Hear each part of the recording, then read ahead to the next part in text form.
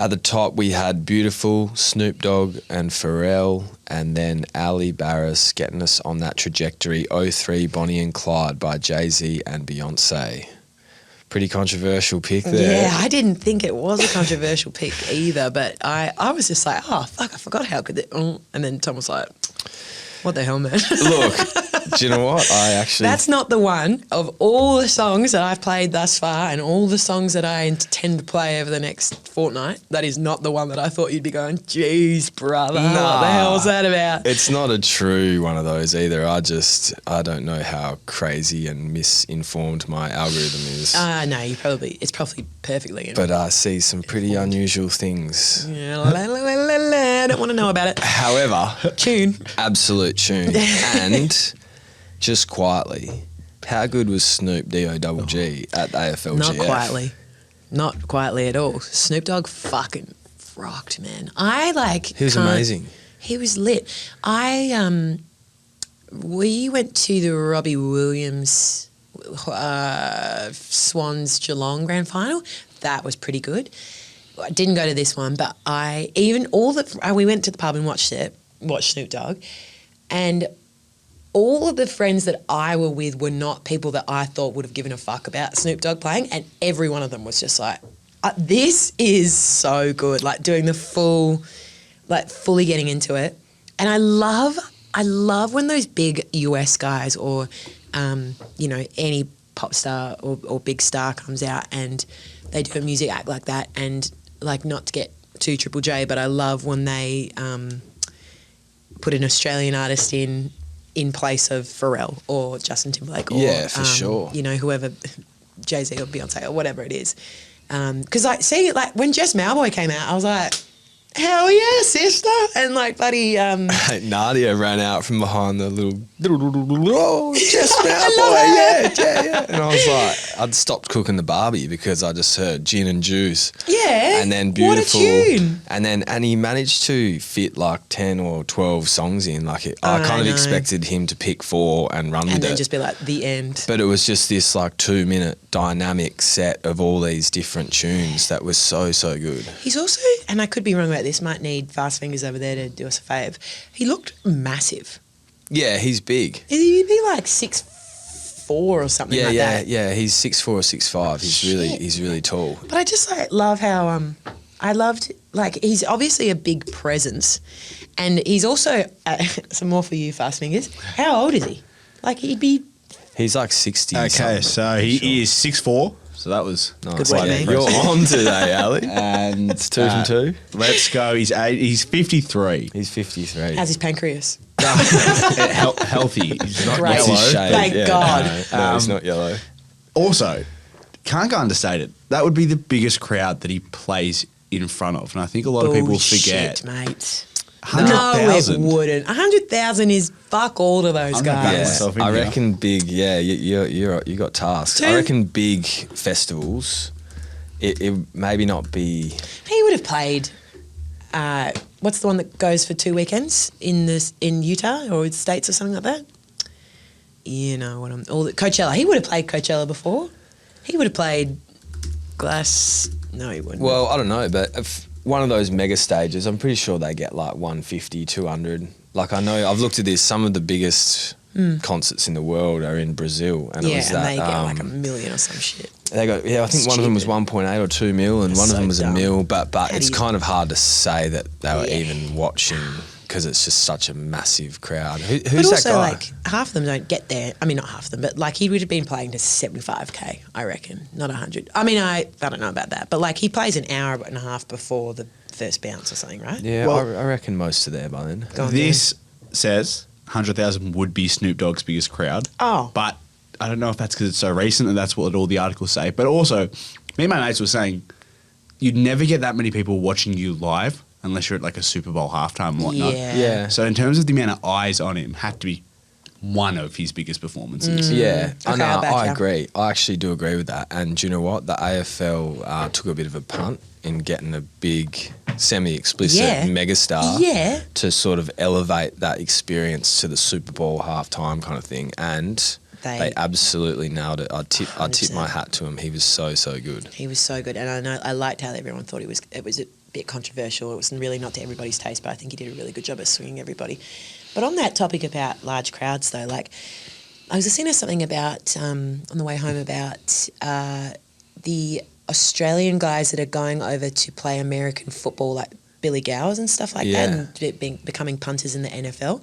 They get home crowds 110,000 people every week. And college ball is rowdy as too. What the fuck Like is college super ball? rowdy. Oh, sorry. So college. Yes, football played it. Yeah. Fuck is juice. And there it goes. So yeah, college ball, like not the I thought NFL. you meant like pickleball. I was like, that sounds like fun. Nah, college ball, yeah, obviously NFL in college. However, the thing that apparently is so impressive about it is that, and as you can imagine with like how school carnivals were and stuff like that, is that the university all gets involved. So Yeah. the band, like the Yeah. logistics team, go and hand out like all these T-shirts so that when and they're on the Logistics seats. So Yeah. you know what I mean? Yeah, Like yeah, I do. it's not constrained by resources. It's like we're a university. How cool can we do this? Like Wow. how strong can our culture be?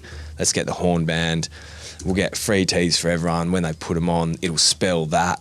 And then, Yeah, I you love know, that like shit. I there's think all that's these so little clever. events that someone But has. 110,000 people, like people are coordinating 110,000 guests at Penn State University every Sunday afternoon or Thursday night or whatever it is. Like, it's fucking unreal to think about.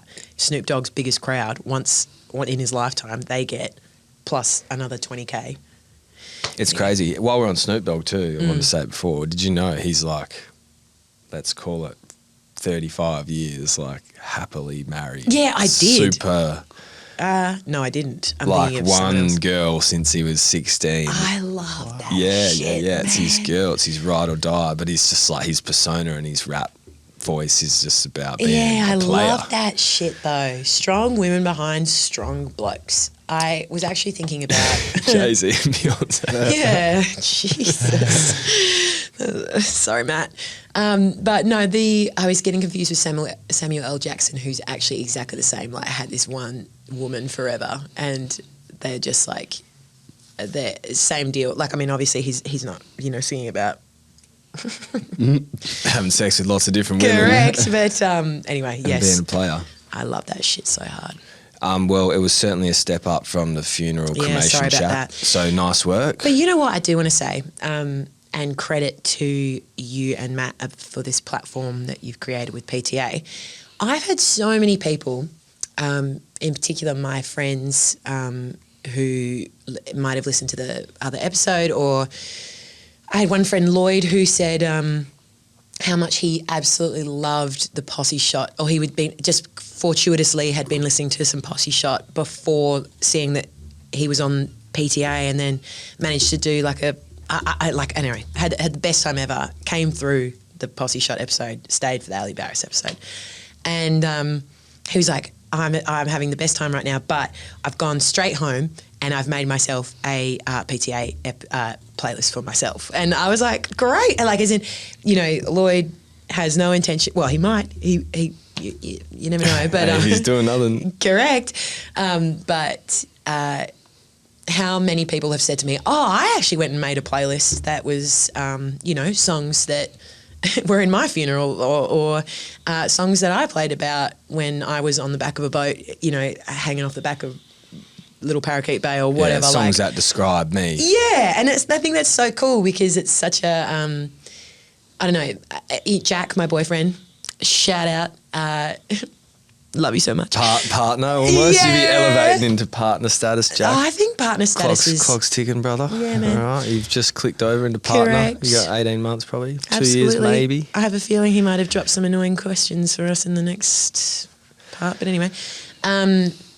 He first thing he said after the episode, he was just like, I went and made a PTA playlist for me, and these are my songs that describe my life, or my WWE song, or whatever. So I think that's so cool and fun and interactive that so many people have. You've encouraged, the two of you have encouraged people to think about their lives through music, and through songs that are important to them, and sort of package it up in a little 15, 20 song parcel.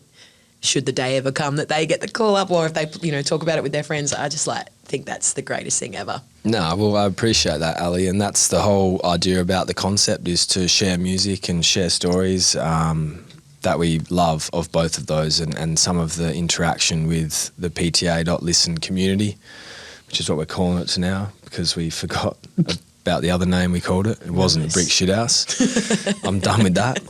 But that's some of the best part of this is receiving new music and sharing it, and even people commenting on aspects of the episode with parts they disagreed about or absolutely loved. So it's been a fantastic experience so far, and I appreciate that, Al. Let's get to some more tunes, and then we can keep pushing ahead. What are you pointing to on your? I'm pointing to my finger agenda. there? This is, if you want to go there, this is on my list. This is the final bit. We've done, well, we haven't done, but I feel like we've kind of covered quite a few old revisited bangers. We did a light dip into country, as I said, and the last bit is on my list, brackets new. So new to me, not necessarily new to the world. Some of them new to the world, I don't know. But if you want to, I could tell you what I'm listening to, RN. Look, I'll tell you what. No. No, that's a shit idea. Don't do that again. Sure. We're going to do that after the break. We're going to stay on classic bangers revisited for one more song, and then we can get on to agenda item number 3, what's happening right now with Ali Barris. We'll see you on the other side of the break. Perfect.